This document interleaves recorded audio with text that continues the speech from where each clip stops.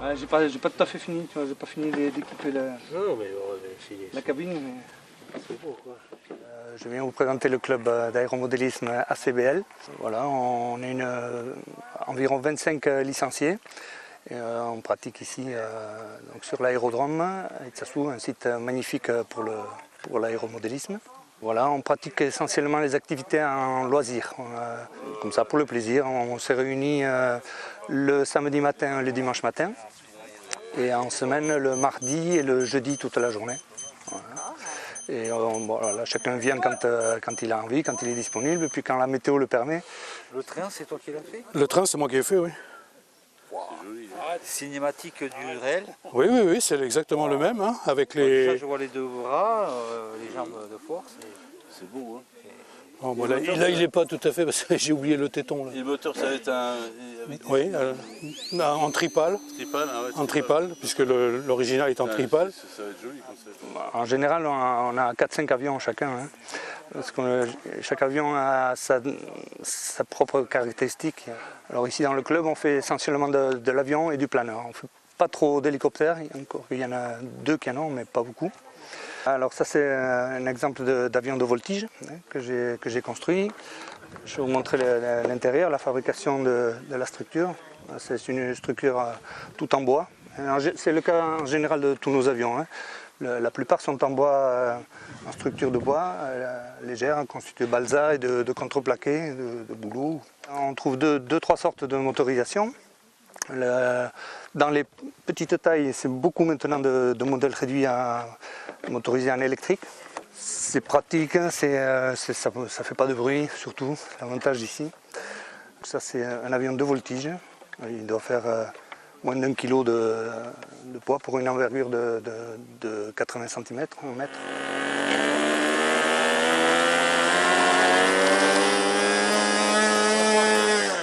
Le but c'est d'arriver à faire voler déjà ce qu'on a construit, et puis de prendre plaisir à voler, quoi, un peu comme le phénomène de glisse dans l'air, surtout avec les planeurs, moi j'aime bien les planeurs. Le plaisir de piloter après, dans un cadre magnifique. Hein. Voilà un planeur, hein, donc toute une structure en bois avec des longerons en carbone. Voilà, et ça aussi c'est équipé avec une motorisation électrique, c'est-à-dire qu'on utilise le moteur pour faire uniquement la montée. Puis après on coupe le moteur et on laisse planer, le but étant de rester en l'air le plus longtemps possible en essayant de récupérer des ascendances thermiques, un peu comme le font les vautours ici. Alors là on prend plaisir, on fait des vols ici de longue durée, quoi, hein. Ici on peut faire des vols couramment de 3/4 d'heure.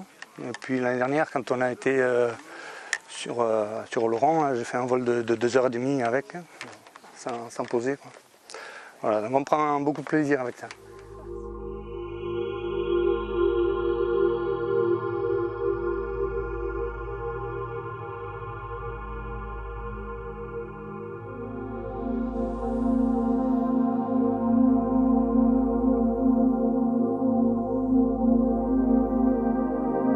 Moi, depuis tout petit, c'est ma passion. Ouais. Moi, j'habitais ici au pied de l'aérodrome, donc je voyais toujours les avions et les planeurs passer au-dessus de la tête. Donc c'est ça qui m'a donné le goût, puis c'est devenu une passion que je pratique maintenant depuis 15 ans. Voilà. Ça fait 15 ans que je me suis mis. Voilà, puis bon, moi j'aime bien construire. Hein. Ma passion c'est de voler, mais aussi construire. Donc ça c'est la réplique d'un DC-3.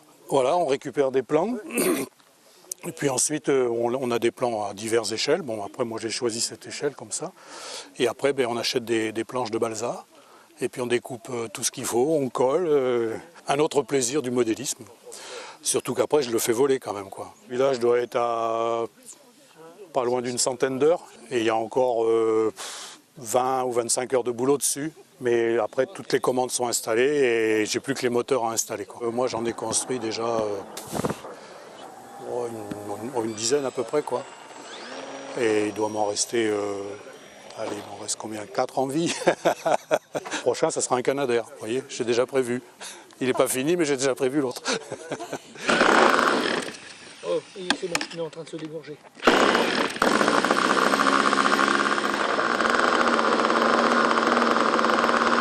Allez, c'est bon, t'es aligné. Ah bah de l'autre côté, c'est bon, t'es revenu. Impec. Il n'y a plus qu'à.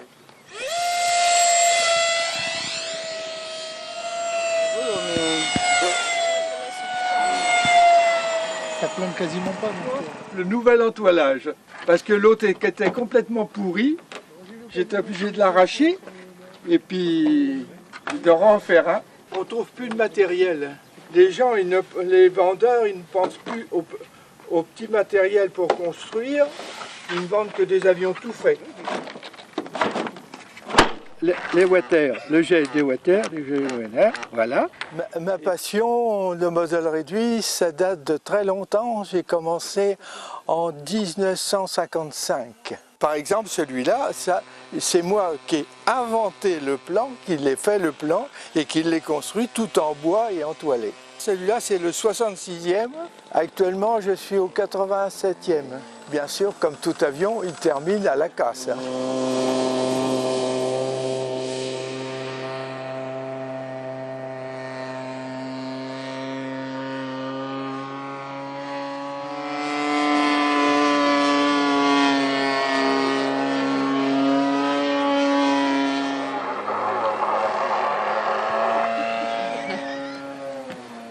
Vous avez c'est pas évident, hein.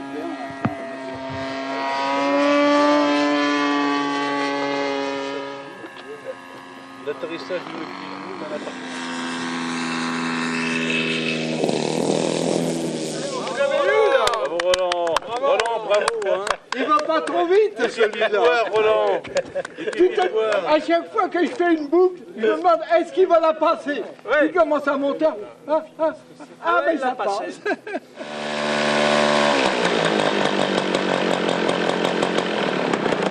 Pour démarrer, bon, il y a un investissement à faire dans la radiocommande. Il faut compter entre 200 et 300 euros pour avoir quelque chose de correct. Et après, un modèle réduit, ça va, les petits, ça commence dans les 200, 300 euros. Et après, dans les gros modèles, on peut aller jusqu'à 1000, 1500 euros. Pour démarrer cette activité, le mieux c'est de venir dans un club. Hein. Plutôt que d'essayer d'apprendre tout soi-même, on risque de casser facilement son modèle. Nous, le club ici est équipé d'un avion école et d'un planeur école. Avec un moniteur, on leur apprend à faire les premiers pas en aéromodélisme. Voilà. Et après, en fonction de ce qui leur plaît, s'ils sont plus attirés par le planeur ou par l'avion, eh ils font leur premier achat un peu plus ciblé par rapport à leur caractère.